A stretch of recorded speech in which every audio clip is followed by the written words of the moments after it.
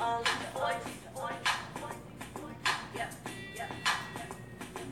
the deal? We keep it real. Unleash, y'all know what it is. We unleash, you gonna get all the biz. We unleash, we gonna show off our skills for real. So tune in for advice and news every Saturday night if you like the truth. We stand up for your rights and rules. Saturdays at 5, we'll fight for you.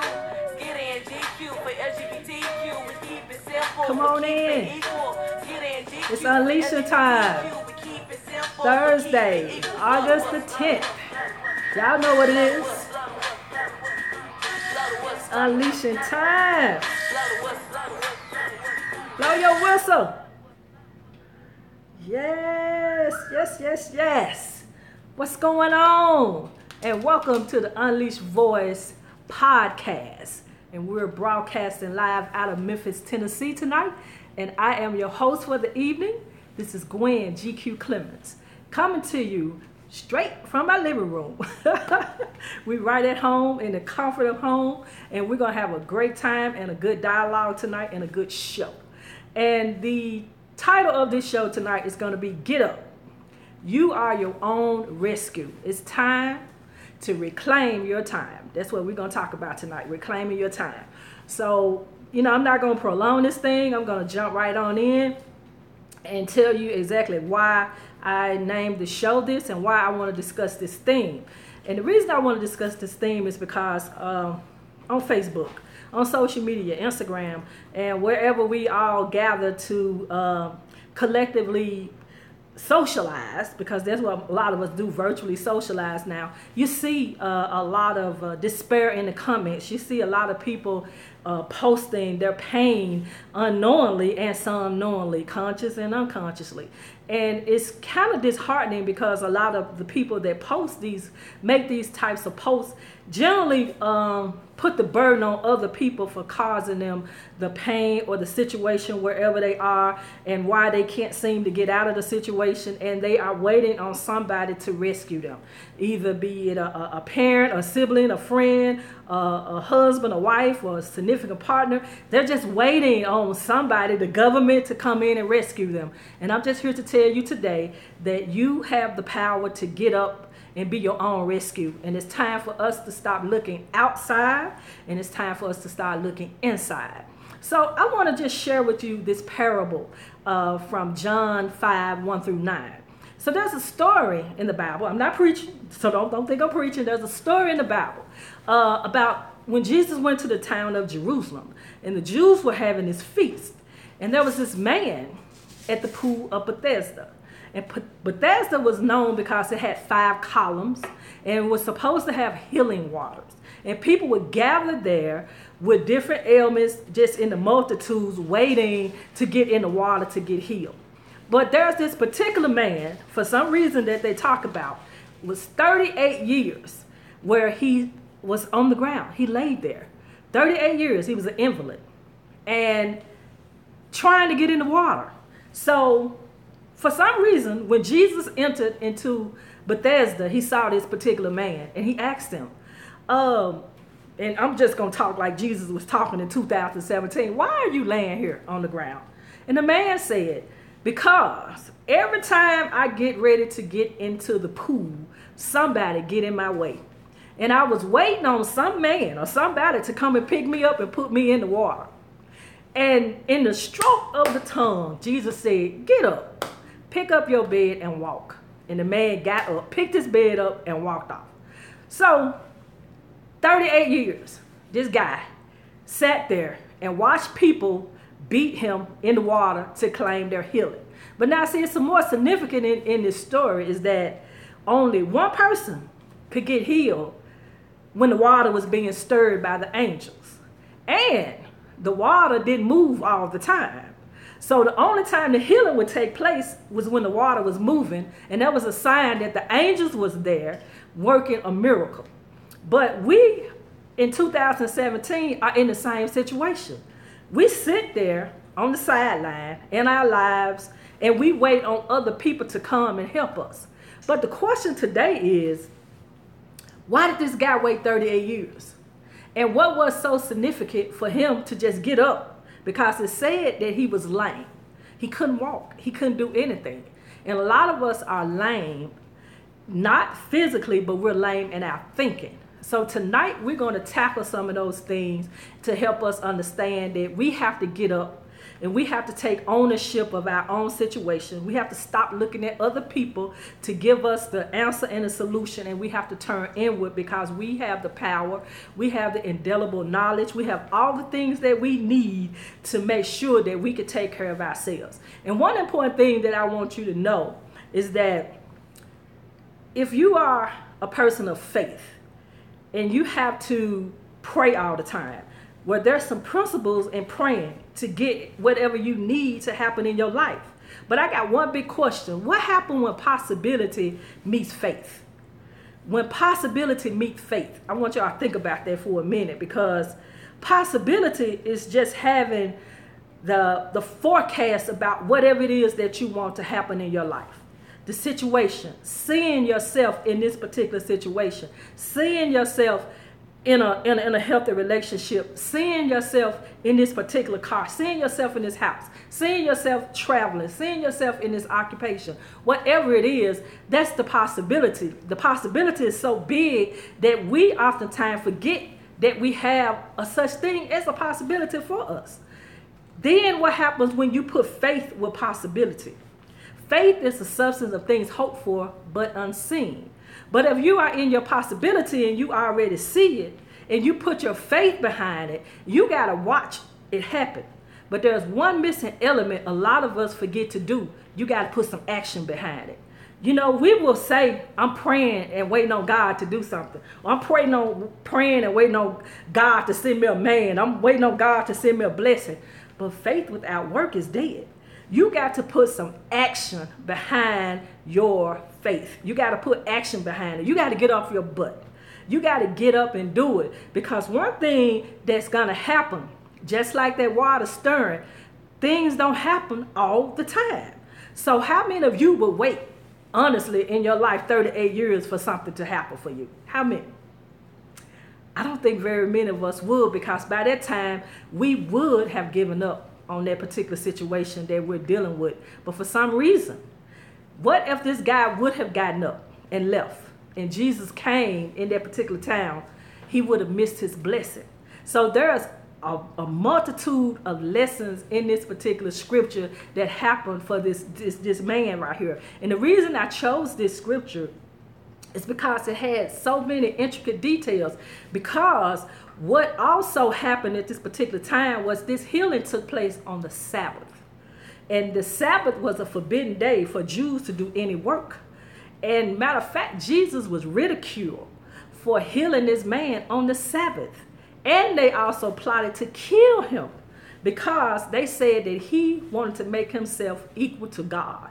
And Jesus had to explain to them exactly who he was. So I'm just here to tell you today, and I'm just coming through, passing through to talk about getting up and reclaiming our time, because we think that we have time, and we don't have a lot of time. Our life is just a blur, and before you know it, it's over. And we waste a lot of time and a lot of energy doing nothing. Just an empty wagon making a whole lot of noise. So in the reclaiming our time, we have to understand that at any moment that you decide you want things to change in your life, you can reset it and start fresh from zero. Hit the reset button. Get the paper, all your past, tear it up, and start over on your story.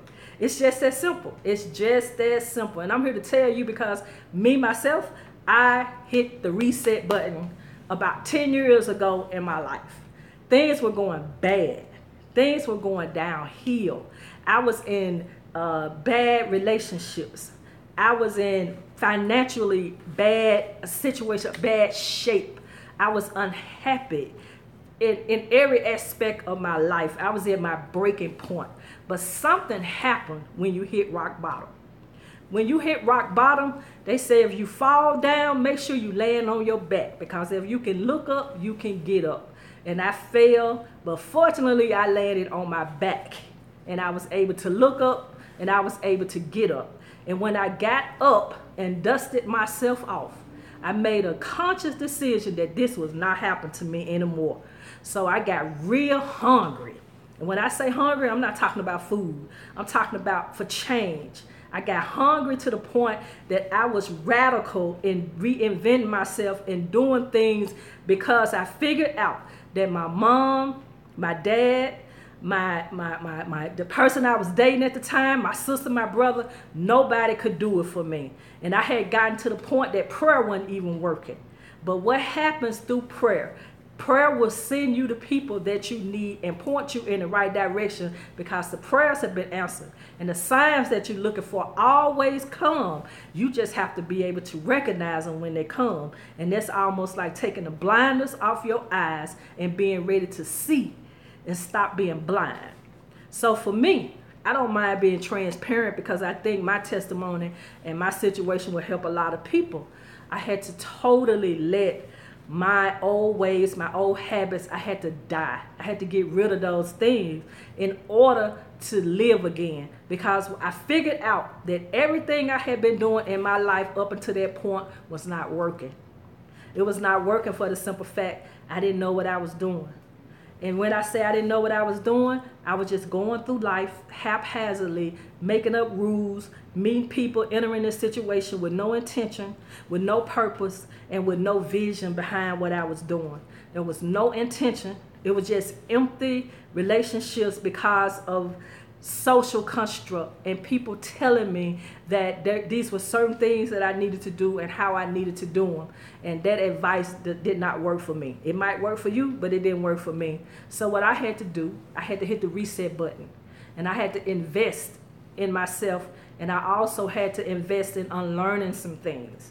Unlearning things up to this point that had failed me. I was awful in relationships. Like I said, I was awful with money.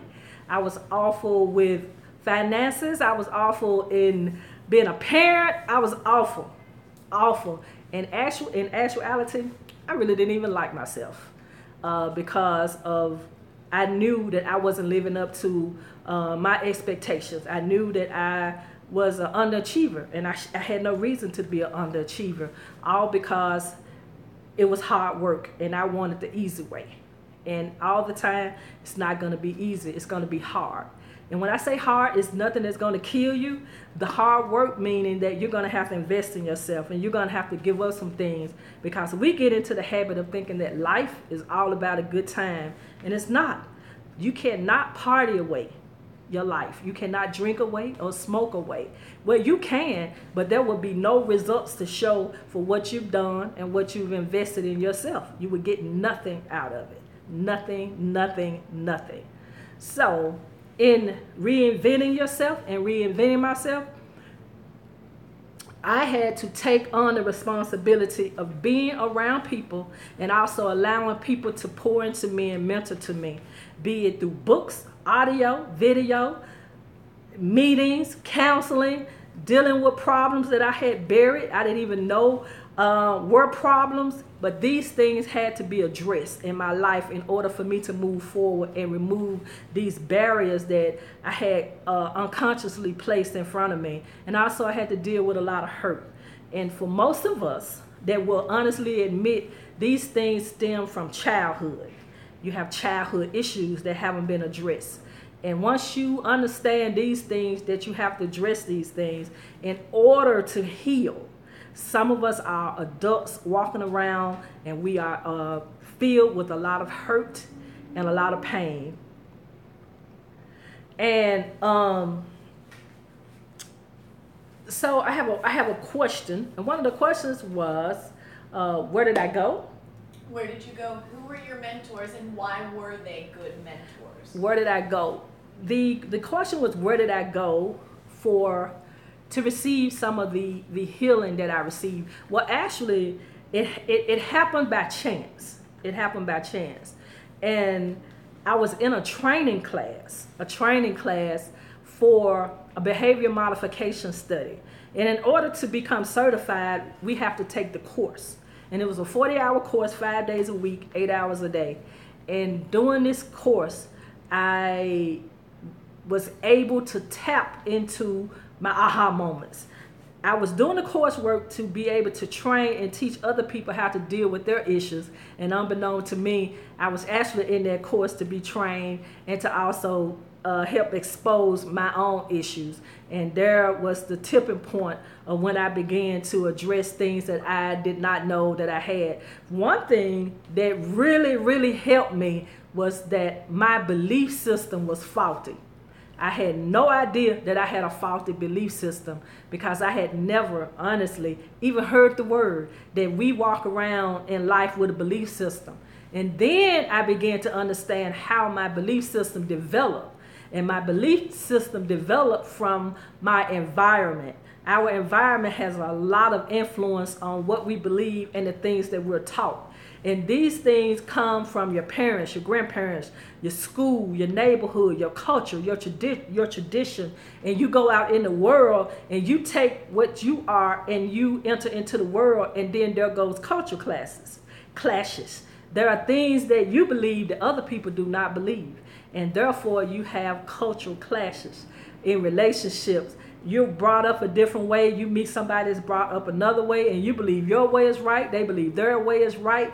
And now you're in a system where you're just constantly recycling relationships because eventually it's not going to work because nobody gives.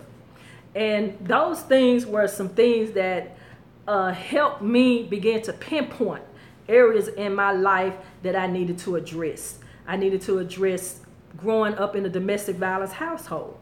I'm a product of domestic violence. And in being in that type of environment, I was around a lot of anger. I was around a lot of alcohol. I was around a lot of dysfunction as far as relationship and how you deal with issues. And when you go out into the world, you take those teachings with you. And those coupled along with you trying to establish your own identity onset a whole lot of problems. And you have to understand that in your paradigm, there are certain things that are not right.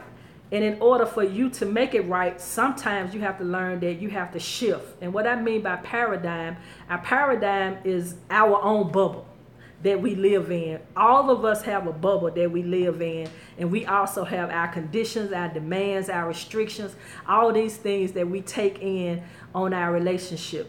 And there you go. There was me off in the world, off to the races, and thinking that I knew everything and that I had everything and the answers to everything. And you quickly begin to have conflict with that type of attitude. So there you have it. And that caused me a lot of problems until I had to step back and I had to go back in and regroup, relearn some things, stop blaming people, because I had a chip on my shoulder also about who I was and who I wanted to be. But we're going to say that for another episode. My alter ego, we're going to save her for another episode. You know, that's just, and I know I'm not alone, and I know that there are a lot of people that can relate to this conversation, but what I want you all to know is that there is hope. There is hope in change. There's hope through humbling ourselves, and there's hope when you look at that person in the mirror and you know that today has to be your day to change and to also manifest the things that you want through the possibility that these things can be in your life and develop you some type of spiritual. I didn't say religion. I said spirituality over your life so that you can have faith. And when possibility meets faith, anything can happen for you in order that you place it out to the universe, because the universe is always listening.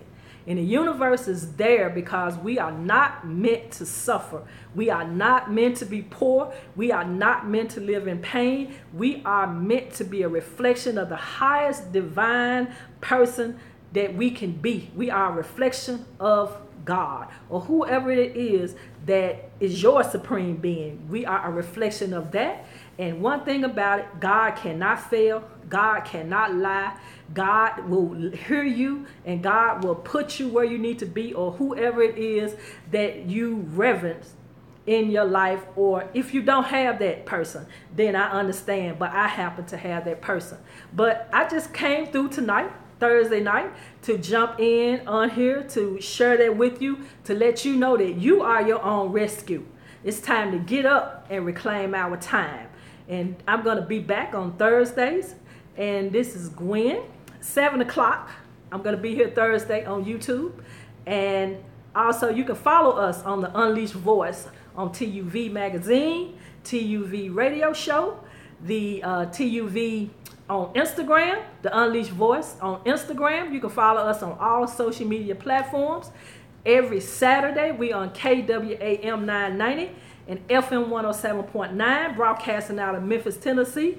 And you can go to Facebook Live and watch us live stream out of our studio every Saturday, 5 o'clock Central Time.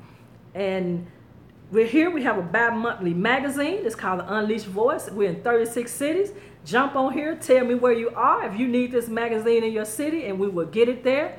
And I hope you enjoyed this broadcast, because I know that I did. And in the meantime, get up, because you are your own rescue.